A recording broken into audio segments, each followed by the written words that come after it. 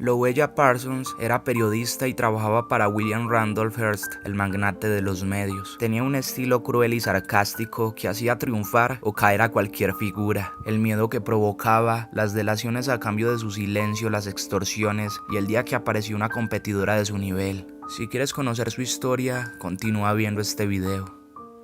Una palabra tuya bastará para enterrarme, pensaban las grandes estrellas de Hollywood cada vez que veían a Louella Parsons, la mujer más temida de la industria. No era uno de los magnates, no tenía estudios propios, ni siquiera era directora o manejaba castings. Louella tenía una columna de chismes en el diario. Su reinado duró 40 años. Lo único que logró el paso del tiempo fue endurecerla, la sensación de que nada podía herirla, el poder desmesurado de destrozar carreras o encaminarlas, y la necesidad de no ceder el trono ante la aparición de hábiles y descaradas, tanto como ella, competidoras. El poder genera ese tipo de presiones o impide relajarse. Un breve traspié puede significar la caída del reino. Sus fuentes eran diversas: políticas, enfermeras, médicos, técnicos de los estudios, ejecutivos que querían perjudicar a sus rivales, representantes enojados con sus clientes, actores y actrices de segunda que a cambio de información que veían en los sets se ganaban una mención en una de las columnas periodísticas más leídas del país. Pero había otro método más para conseguir primicias y lealtad: no publicar cierta información. Una especie de chantaje que hacía que algunas figuras se sintieran en deuda con ella. Para ser más precisos, ella los hacía sentir en deuda y se los recordaba todo el tiempo. Un diálogo posible con un actor según lo recrea el libro The Group Book of Hollywood. Dice Louella: ¿quién era esa chica que estaba con vos en ese bar anoche? El actor responde: no era una chica, era mi mamá. Louella dice: no era tu mamá, estabas con Joan Smith. Supongo que le dijo a su marido que se iba a quedar trabajando hasta tarde. El actor dice: sí, de hecho paramos a tomar un café antes de ir cada uno a su casa. Y Louella le responde: mis informantes me dicen que uno de los pechos de ella estaba en tus manos. Así que el actor le dice: justo se le rompió el vestido, la ayudé a arreglarlo. Ella responde: mentira, pero no lo voy a publicar para no crearte problemas. Él responde: Dios te bendiga, sos un encanto. Ella le dice: ahora me tenés que llamar apenas tengas alguna noticia, y que sea bien grande. El actor le responde: te prometo que lo haré. Y por supuesto que lo hacía en la primera oportunidad que se le presentaba. Nadie tenía deudas pendientes con Louella Parsons.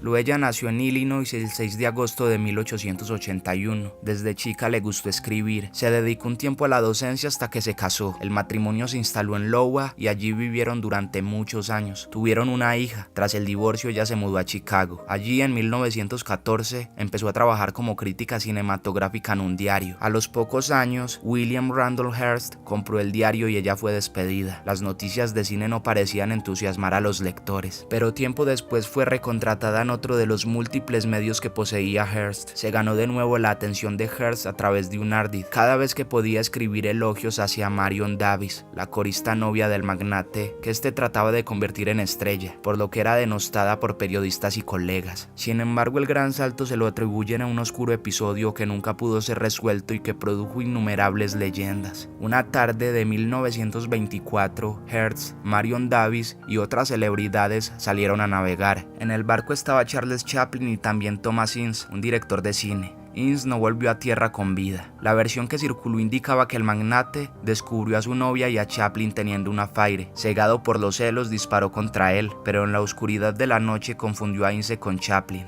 El cuerpo de Ince fue cremado con velocidad y un médico firmó el acta de defunción indicando que la causa de muerte había sido un infarto masivo. Muchos sostienen que Louella Parsons estaba en ese barco y que su silencio fue comprado con una columna en los medios más masivos de Estados Unidos.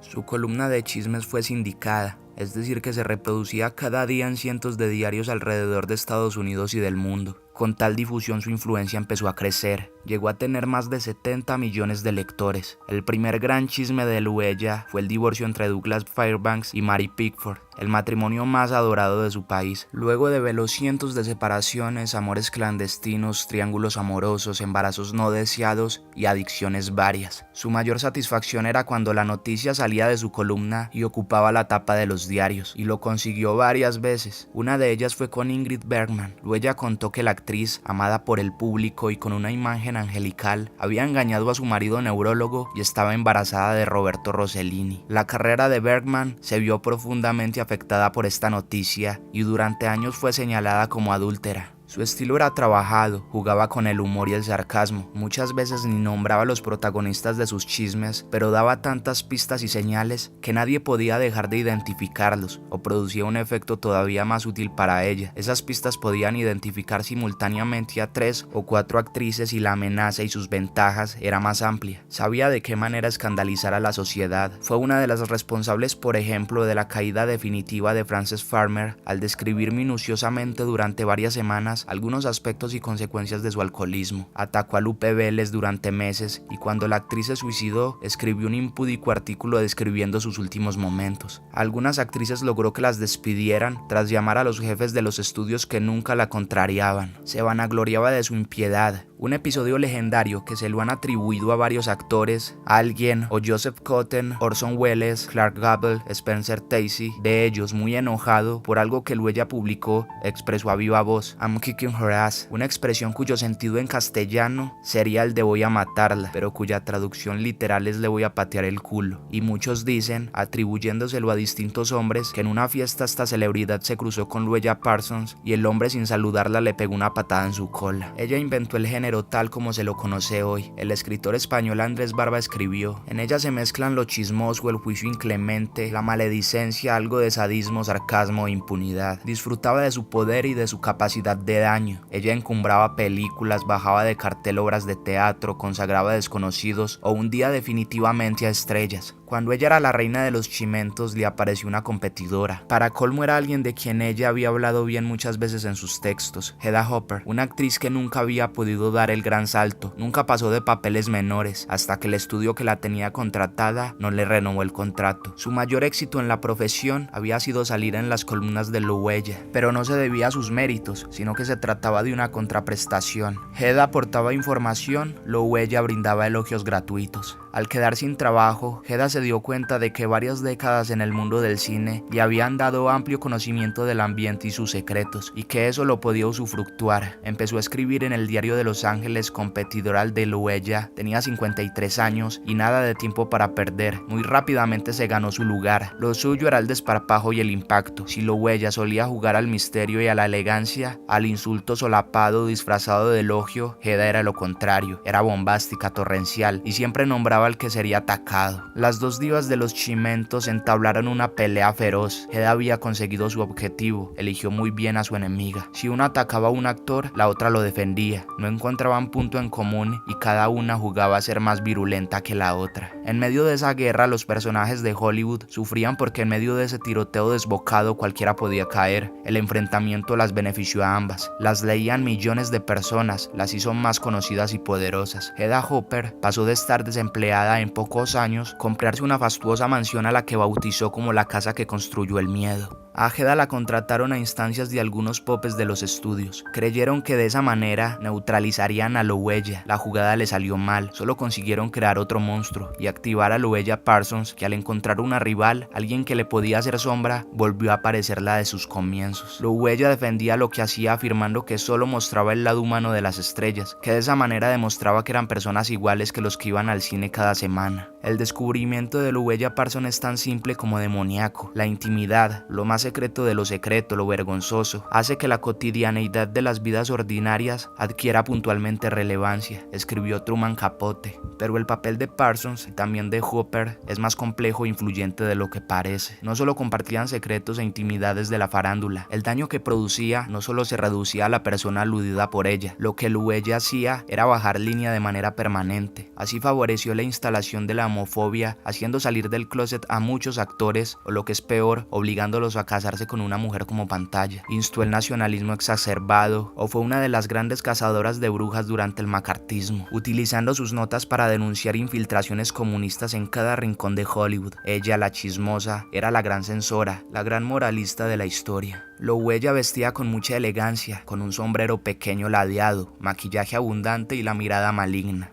En una manifestación del síndrome de Estocolmo, aunque todavía no se lo conociera así, era invitada a cada gala, a cada cena y a cada estreno. Nadie quería que ella se enojara. Fue una perseguidora pertinaz de Orson Welles. Cuando se enteró de qué trataba El Ciudadano, exigió verla en una sesión privada exclusiva para ella y 2 abogados de Hearst. Luego escribió contra Welles, lo hizo durante décadas, y abogó por la censura del film. Habló con distribuidores y dueños de cines para que no pasaran la película. En muchos casos lo consiguió. Se dice que impidió que la dieran en 17 estados. Se retiró a mediados de los 70. Los tiempos habían cambiado y ella ya mostraba signos de deterioro. Murió en diciembre de 1972. Tenía 91 años. Su entierro fue bastante concurrido. Alguna actriz, cuando le preguntaron por qué había ido, respondió: quería asegurarme que estuviera muerta. Sus últimos años los pasó en un geriátrico. Estaba sola y estragada por la demencia senil. Su actividad favorita era sentarse frente a la televisión, pero no le interesaban ni los noticieros, ni los deportes, ni las novelas. Ella se entusiasmaba cuando ponían películas viejas. En ese momento parecía encenderse. Cada vez que aparecía un actor o una actriz famosa, rejuvenecía y recuperaba energías. Con todas sus fuerzas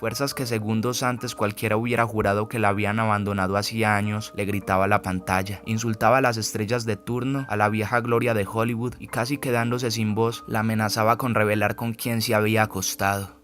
Y dime, ¿qué opinas acerca de esta historia? No olvides dejarme saber tu opinión acá abajo en los comentarios. También dejar tu like, suscribirte al canal y compartir el video si te gustó. Sin más me despido y hasta la próxima.